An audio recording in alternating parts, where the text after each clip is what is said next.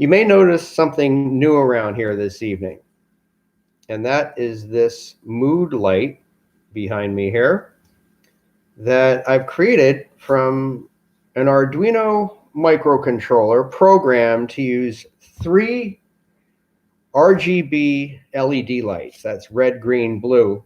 And Wizard of Oz here giving you a sneak peek to what that looks like.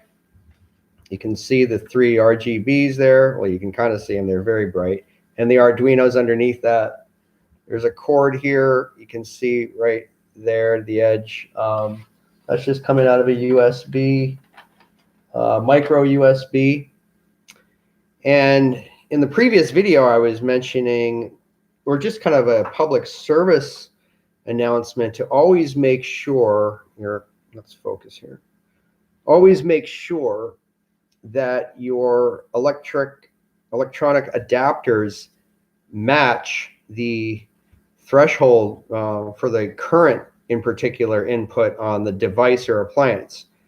I was testing this Arduino before coming out live here with a 1.5 amp Samsung adapter, micro USB, and my Arduino was getting really hot, like almost burn hot. It actually fried out. I think there must have been a I don't know, there's not a fuse in there per se, but there's like a threshold where it'll just shut everything off, like a protective, I forget what the discrete component's called of the, that shuts off the power automatically.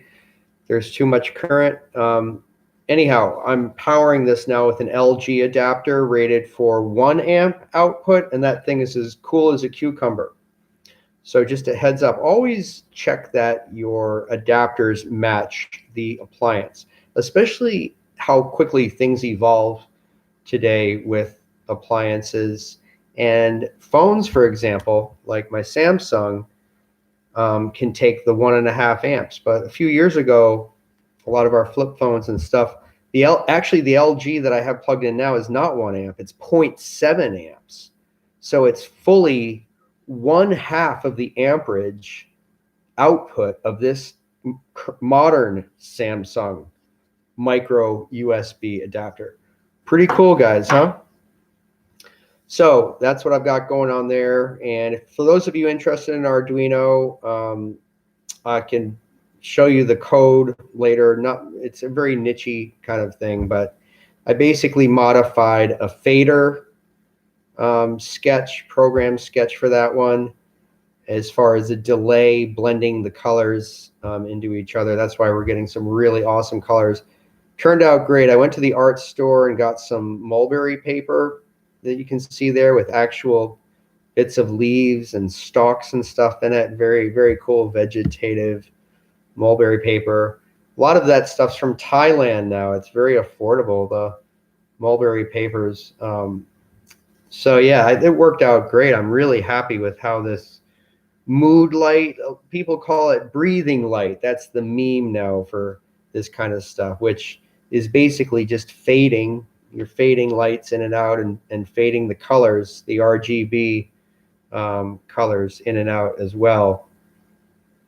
But people are calling it breathing, like the lights are breathing in and out. Actually, I think that's kind of cool, because when I'm looking at this light, or part of the reason I made this light was for the purpose of creating a sanctuary inside, particularly leading into winter, transition into winter, that's really why I wanted to do this live stream tonight. I was thinking about this last night, about the transition into winter.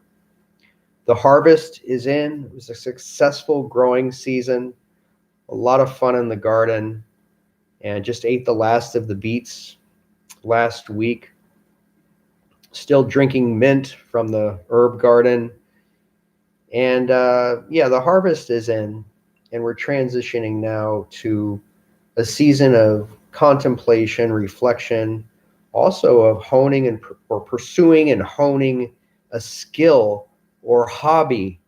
Great time of year to do that, guys. That's a cool light right there. I like that orangey color. I always like that. Isn't it wonderful how different colors create different moods. You guys have a great night.